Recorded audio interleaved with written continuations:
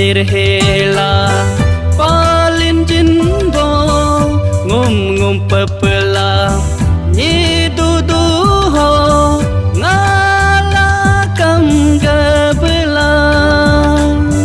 ngambol ego de tainam kalamam dang so jibo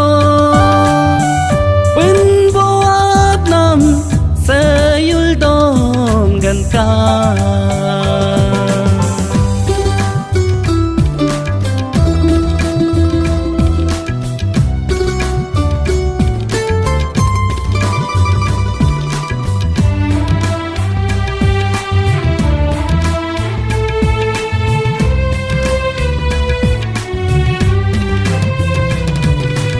avig anyanga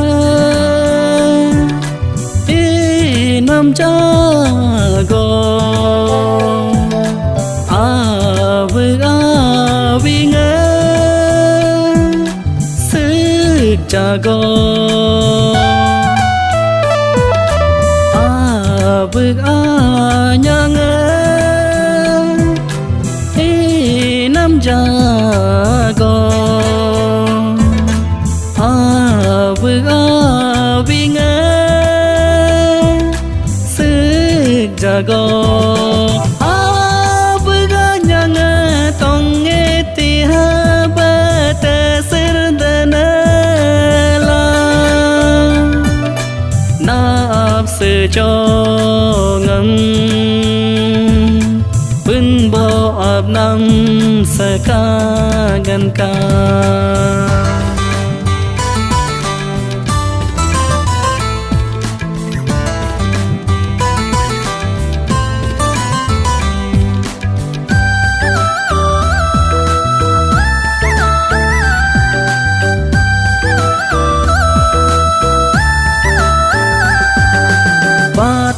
seteve dugum gumola citul dogo dico di telo kipi palaman bom pasir jinbong ye gaya balo polaman boman posir jinbo ngode gepe habe lilaman bom lisir jinbo